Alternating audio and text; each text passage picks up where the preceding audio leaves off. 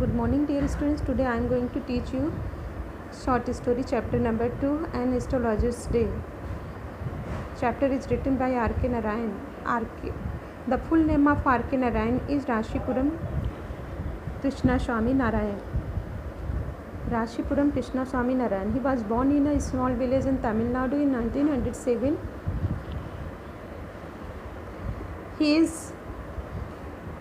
He got his education in Mysore and settled down there. Although his mother tongue was Kannada, he used to write in English. He started his career as a journalist. His feelings and ideas were purely Indian. He was awarded Sahitya Academy Award for his famous book, The Guide. He died in May 2001.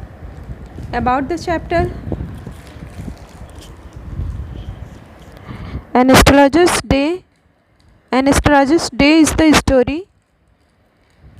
It is the astrologer of the story was the son of a farmer. He had a friend named Guru Nanak. One day they drank and quarreled badly. He passed a knife through the body of Guru Nanak and pushed him into a well. He thought his friend dead, so he left the village out of fear and chose the profession of an astrologer, so that he might not be traced out by his enemy. Guru Nanak was not dead. He set out in search of him. One day, when the astrologer was ready to go home, Guru Nanak came to him in the dark.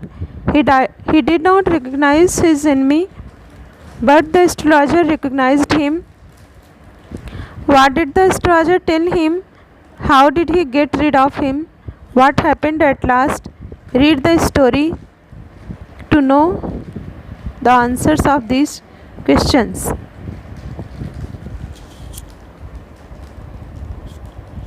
Punctually at midday, he opened his bag and spread out his professional equipment, which consisted of a dozen cowrie shells, a square of cloth with obscure mystic charts on it, a notebook, and a bundle of Palmyra writing. His forehead was resplendent with sacred ash and vermilion, and his eyes sparkled with a sharp, abnormal gleam, which was really an outcome of a continual searching look for customers, but which his simple clients took to be a prophetic light and felt comforted. Punctually means usually at the midday. Usually as he used to do in the afternoon, the astrologer opened his bag and spread out his professional equipments. He opened his professional bag and spread his professional equipments, professional articles. Equipment माने articles. रोज़ की तरह दोपहर के समय astrologer ने अपना bag खोला और सारा सामान वहाँ पर फैला लिया जहाँ पर बैठता था. Which consisted of a dozen cowrie shells. उसके सामानों में क्या क्या चीज़ें रखी गई थी? अ डजन कॉरी सेल्स मतलब जैसे देखा होगा बच्चों आप लोगों ने कि ज्योतिषी लोग जो होते हैं वो कॉरी सेल्स, कुछ शेल्स रखते हैं, कुछ शंख रखते हैं. अ स्क्वायर ऑफ क्लॉथ, कुछ कपड़े, with obscure mistake charts on it. Mistake chart मतलब पत्रा, जिसको पंडित जी लोग पत्रा अपने साथ रखते हैं. अ नोटबुक, एक पोथी रखा हुआ था अपने साथ. And a bundle of palmyra writing, और अपने साथ उसने पैल्मिरा राइटिंग, उसने कुछ लिखी हुई चीज़ें, मतलब इसमें कुछ छपी हुई बातें थी पत्रा में, जिसे वो देख करके लोगों को विचार कर बताता था. His forehead was resplendent with sacred ash. His forehead, उसका मस्तक, resplendent माने it was shining with sacred ash, पवित्र राख से चमक रहा था, and vermilion, और सिंदूर से, and his eyes sparkled with a sharp abnormal gleam which was really an outcome of a continual searching look for customers, but which his simple clients took to be a prophetic light and felt comforted. उसका मस्तक जो है पवित्र राख से और सिंदूर से चमक रहा था, और उसकी आइज, उसकी आँखें शार्प एबनॉर्मल ग्लीम, एकदम तीखी असामान्य रूप से प्रतीत हो रही थी, which was really an outcome of continual searching look for customer.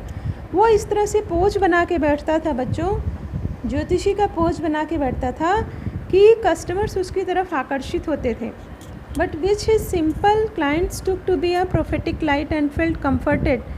लेकिन जो उसके सामान्य क्लाइंट्स थे, कस्टमर्स थे, they took a prophetic light and felt comforted. वे सभी लोग उसकी ज्योतिषी और भविष्यवाणियों से प्रभावित होते थे, और वो दे फील्ड कम्फर्ट, वो बहुत राहत महसूस करते थे. मतलब कोई भी अगर समस्या अपनी लेकर इस ज्योतिषी के पास आता था तो वो संतुष्ट होकर के ही जाता था.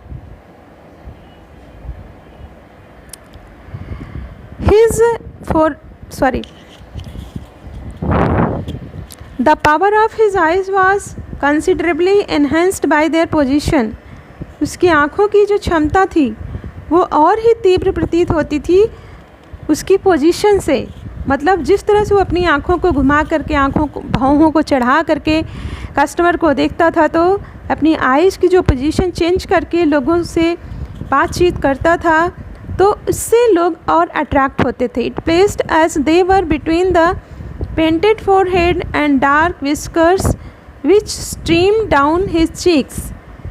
वो अपनी आँखों को इस तरह से चढ़ा लेता था कि उसके गालों के नीचे जो गलमुच्छे थे, विस्कर्स माने गलमुच्छे जो थे, उस गलमुच्छे और फोरहेड के बीच में उसकी आँखें हमेशा छुपी रहती थीं. Even a half-wit's eyes would sparkle in such a setting. Even a half-wit's eye would sparkle in such a setting. यहाँ तक कि उसकी आधी आँखें ही खुली हुई दिखाई देती थी. To crown the effect, he wound a saffron-colored turban around his head. लोगों को और ज़्यादा प्रभावित करने के लिए उसने अपने मस्तक के चारों तरफ पगड़ी बांध रखा था. सैफरन कलर के सरिया रंग की पगड़ी बांधा था. This colour scheme never failed. उसने जो कलर चूज किया था, उसकी कलर चूज करने की जो स्कीम थी, योजना थी, वो कभी असफल नहीं हुई. People were attracted to him as bees are attracted to cosmos और डहलिया स्टाल्स. लोग उसकी तरफ इस तरह से आकर्षित होते थे जैसे मक्खियाँ डहलिया फूलों की टहनियों के पास या कॉस्मस फ्लावर्स के चारों तरफ मंडराती हैं. उस तरह से कस्टमर्स उसके इर्द गिर्द घूमते रहते थे, उससे इतना ज़्यादा प्रभावित हो चुके थे. He sat under the boughs of a spreading tamarind tree which flanked a path running through the town hall park.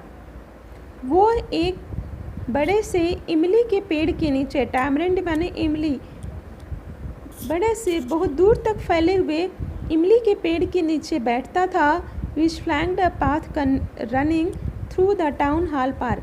और वो मार्ग जहाँ पर वो बैठता था, वो रास्ता टाउन हॉल पार्क तक जाता था.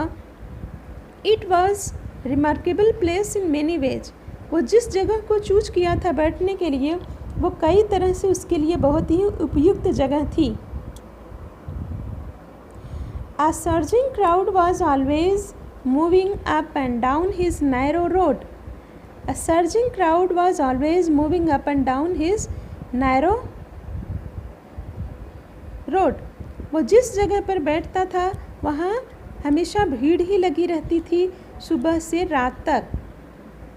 A variety of trades and occupations was represented all along its way.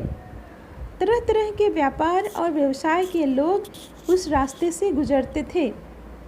Medicine sellers, जैसे कि मेडिसिन सेलर्स दवाई बेचने वाले, सेलर्स ऑफ स्टोलन हार्डवेयर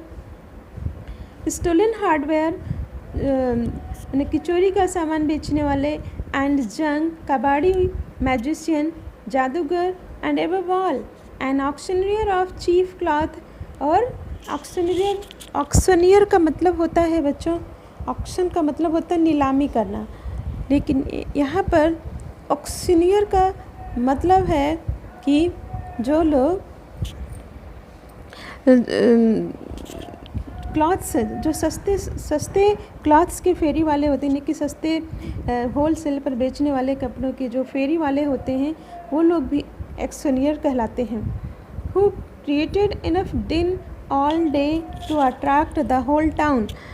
ये सभी वेंडर्स, ये सभी हॉकर्स यहाँ पर अपने सामानों को जब बेचने के लिए निकलते थे तो चिल्लाते रहते थे. दिन माने होता है नॉइज़, शोर मचाते हुए, आवाज़ देते हुए, चिल्लाते हुए यहाँ से गुजरते थे. And to attract the whole town. क्यों चिल्लाते थे? अपने सामानों को बेचने के लिए क्यों चिल्लाते थे? ताकि टाउन के लोगों को सुनाई पड़े और वो सामान खरीदने के लिए आए. मैंने लोगों को अट्रैक्ट करने के लिए चिल्लाते थे.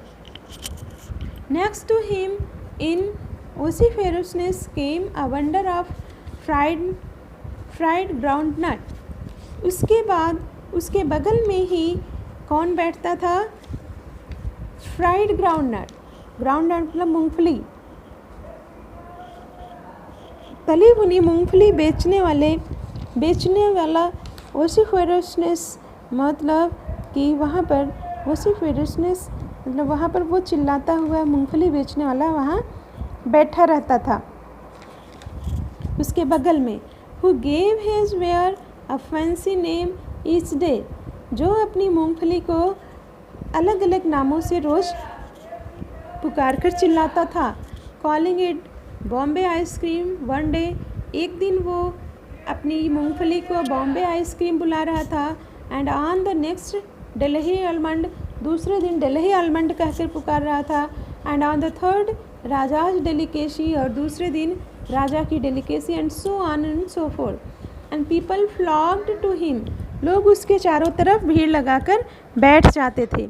A considerable portion of this crowd dallied before the astrologer too. इन फेरी वालों के पास जो लोग आते थे सामान खरीदने के लिए, वे एस्ट्रोलॉजर के पास भी भीड़ लगा लेते थे. The astrologer transacted his business by the light of a flare which crackled and smoked up above the groundnut heap nearby. उसके बगल में मूंगफली बेचने वाला जो बैठा हुआ था, उसकी जो चिमनी जलती थी, उस चिमनी की रोशनी में एस्ट्रोलॉजर अपना व्यापार करता था. उसके पास अपना कोई लाइट का रिसोर्स नहीं था, प्रकाश का साधन उसके पास नहीं था. वो बगल में मूंगफली विक्रेता की चिमनी से अपना काम चला रहा था. वन और two had hissing gas lights. और 1 या 2 हिसिंग गैस लाइट्स भी, फूंक कर जलाने वाली गैस लाइट भी उसके अगल बगल रखी रहती हैं. Some had naked flares such stuck on poles. Some were lit up by old cycle lamps, and 1 or 2 like the astrologers managed without lights of their own. कुछ लोग साइकिल लैंप लेकर चलते थे और कुछ लोग इसी तरह से एस्ट्रोलॉजर की तरह दूसरों की रोशनी से अपना काम चला रहे थे. It was a bewildering crisscross of light rays and moving shadows. मतलब कहने का मतलब ये है कि एस्ट्रोलॉजर जिस जगह पर बैठता था वो बहुत ही bewildering crisscross था. bewildering मतलब बहुत ही कंफ्यूजिंग जगह थी, जहाँ कोई बहुत आसानी से नहीं समझ सकता था एस्ट्रोलॉजर को देख करके कि यह वास्तव एस्ट्रोलॉजर है या कोई पर्सन है। This suited the astrologer very well. ये प्लेस जहाँ पर ये बैठता था, ये प्लेस उसके लिए बहुत ही सुटेबल थी, for the simple reason that he had not in the least intended to be an astrologer when he begin life. Reason ये था कि एस्ट्रोलॉजर वास्तव में कोई सचमुच का एस्ट्रोलॉजर नहीं था, बल्कि ये बनावटी एस्ट्रोलॉजर था, ये स्परियस एस्ट्रोलॉजर था। और क्योंकि इसने एक बहुत बड़ा अपराध किया था, अपने फ्रेंड की हत्या करके इसने बहुत बड़ा अपराध किया था, और उस अपराध को छुपाने के लिए उसने ये नया व्यवसाय अपनाया था। And knew no more of what was going to happen to himself next minute. उसे ये बात नहीं मालूम थी कि उस आगे आने वाले समय में उसके साथ क्या घटित होने जा रहा है। He was as much a stranger to the stars as were his innocent customers. He was as much a stranger to stars. वो स्टार्स माने नक्षत्र, वो नक्षत्र ग्रह नक्षत्रों के लिए उतना ही विचित्र व्यक्ति था जितना कि अपने भोले भाले निर्दोष कस्टमर्स के लिए। Yet he said things which pleased and astonished everyone. फिर भी वो ये बात कहा करता था कि ऐसा बोलता था कि जो भी कस्टमर उसके पास आते थे वो उसकी बात को सुनकर खुश हो जाते थे और आश्चर्य में पड़ जाते थे। That was more a matter of study. यह वास्तव में अध्ययन करने की बात थी। Practice and shoot guesswork. वो स्टडी करते करते, लोगों की फेस स्टडी करते करते, प्रैक्टिस करते करते कि मैं कैसे लोगों को खुश करके संतुष्ट करके भेज सकता हूँ, और उसकी जो श्रूट गेसवर्क थी, उसकी जो चालाकीपूर्ण अनुमान लगाने की जो कुशलता थी, ये उसके अंदर खूबी थी जिसके कारण लोग इम्प्रेस्ड होकर के ही जाते थे। All the same it was as much an honest man's labour as any other. और भी यह एक किसी ईमानदार आदमी का ही मेहनत का काम हो सकता है। जैसे अन्य व्यवसाय में लोग मेहनत करके आगे बढ़ते हैं, वैसे एस्ट्रोलॉजर भी मेहनत करके आगे बढ़ रहा था। And he deserve the wages he carried home at the end of a day. और एंड ऑफ डे मतलब शाम के टाइम में वो जो कमाई करके, अच्छी खासी कमाई करके घर वापस हो जाता था, तो वो उसके काबिल था, वो मेहनत करके यहाँ तक पहुँचा था। He had left his village without any previous thought or plan. उसने जब अपना गांव छोड़ा था तो उसके मन में कोई इस तरह का विचार या योजना नहीं थी। If he had continued there, अगर उसने अपनी योजना को वहाँ पर कंटिन्यू रखता, he would have carried on the work of his forefathers. तो अपने forefather माने पूर्वजों, वो अपने पूर्वजों के कार्यों को ही करता, उनके ही व्यवसाय को करता। नेमली टिलिंग द लैंड। उनके पूर्वज लोग क्या किया करते थे? खेत की जुताई करना, लिविंग रहना, शादी करना, travelling in his confed and ancestor home, और अपने खेत के अनाज के खेत में और एंसेस्ट्रल होम में, पूर्वजों के घर में निवास करना। इस तरह से केवल यहीं तक सीमित रह जाता अगर वो गांव में रुका रहता। लेकिन that was not to be. लेकिन एस्ट्रोलॉजर के साथ ऐसा कुछ नहीं होने वाला था। He had to leave home without telling anyone. उसने बिना किसी को बताए घर छोड़ दिया था। And he could not rest till he left it behind a couple of 100 miles. और वो इस व्यवसाय को छोड़ नहीं सका। He could not rest till he left it behind a couple of 100 miles.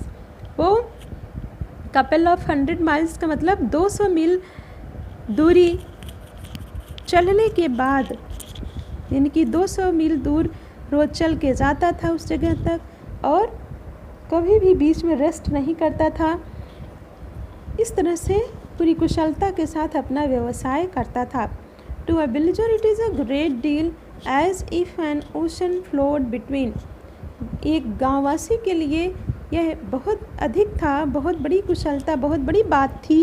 As if an ocean flowed between, ऐसा लग रहा था कि जैसे समुद्र बीच से गुजरा हो। He had a working analysis of mankind's troubles, marriage, money, and the tangles of human ties. He had a working analysis of mankind's troubles. उसने मानव जाति की परेशानियों का बहुत अच्छा एनालिसिस कर लिया था, बहुत अच्छा विश्लेषण कर लिया था कि लोगों को किन किन बातों को लेकर प्रॉब्लम रहती है। किसी को शादी को लेकर समस्या रहती है, किसी को धन दौलत की समस्या, and the tangles of human ties, और बहुत सारी ऐसी मानवीय बंधनों से जुड़ी हुई गतिविधियां हैं जिनको लेकर इंसान परेशान रहता है। एस्ट्रोलॉजर को ये बात बहुत अच्छी तरह से ज्ञात हो चुका था। Long practice had sharpened his perception. Within 5 minutes he understood what was wrong. Long practice had sharpened his perception. उसकी समझने की क्षमता, उसका लंबा अभ्यास उसकी समझने की क्षमता को बहुत ही कुशल बना दिया था। Within 5 minutes के अंदर he understood what was wrong. वो जान जाता था कि क्या गलत होने जा रहा है। He charged 3 pice per question. उसने पर क्वेश्चन के लिए 3 पैसे रखा था। Never opened his mouth till the other had spoken for at least 10 minutes. Never opened his mouth till the other had spoken for at least 10 minutes. अगर दूसरा व्यक्ति 10 मिनट्स तक नहीं बोला तो वो कभी भी अपने लिप्स नहीं खोलता था। Which provided him with enough stuff for a dozen answers and advices. जिसके कारण यही कारण था कि वो लोगों को दर्जनों सलाह और आंसर दे दिया करता था, और लेकिन लोग चुप रह जाते थे उसकी बातों को सुनकर कि इतना सही ये कैसे जान जाता है। When he told the person when he told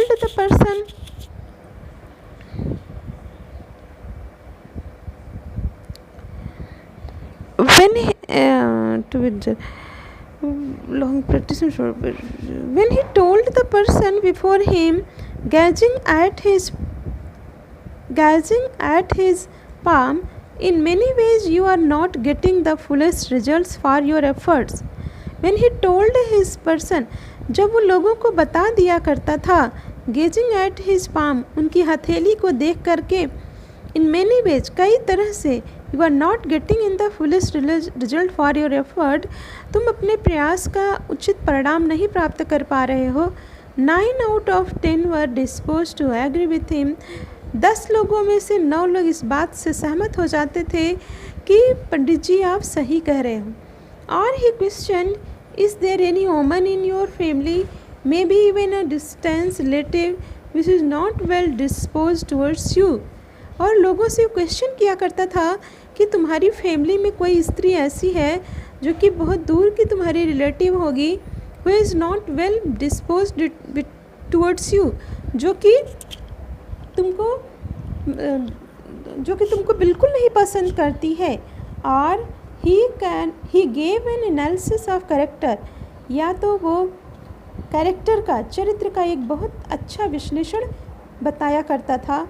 most of your troubles are due to your nature, तुम्हारी परेशानियों का अधिकांश कारण तुम्हारा स्वभाव है। How can you be otherwise with Saturn where he is, तुम सैटर्न के साथ कैसे रह सकते हो, कहाँ पर हो, मतलब कि वो शनि की दुर्दशा तुम्हारे साथ चल रही है। You have an impetuous nature and a rough exterior, you have an impetuous nature and a rough exterior, तुम्हारा स्वभाव जो है बहुत ही इम्पिटियस, बहुत डरपोक है, और तुम बाहर से बहुत ही बुरे दिखाई देते हो। This endured him to their hearts immediately, इतना बोलते ही सामने वाला व्यक्ति बहुत ज़्यादा उससे प्रभावित हो जाता है। For even the mildest of us loves to think that he has a forbidding exterior. But Nutwinder blew out his flare and rose to go home. लेकिन जो मूंगफली विक्रेता था उसने अपनी चिमनी को बुझाया और घर जाने के लिए उठा. This was a signal for the astrologer to bundle up too. ये संकेत हुआ करता था एस्ट्रोलॉजर के लिए. जब मूंगफली वाला अपना बुरी अवस्था मानता था घर चलने के लिए शाम को, तो एस्ट्रोलॉजर को ये बात समझ में आ जाती थी कि अब मेरा भी घर चलने का समय हो गया है.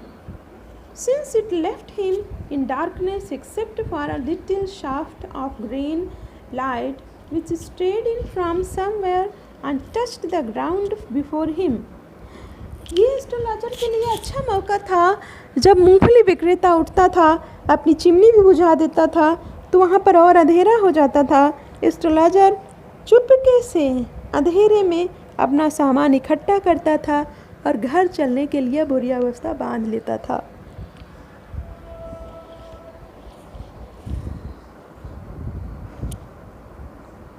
He picked up his codicils and paraphernalia and was putting them back into his bag when the green shaft of light was blotted out.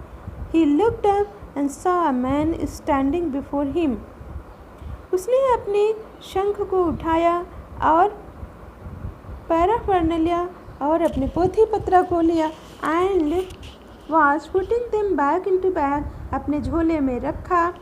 When the green shaft of light was blotting out, जब बहुत दूर से green रोशनी पहुंच रही थी, he looked up, उसने ऊपर देखा और देखा कि एक आदमी उसके सामने खड़ा है.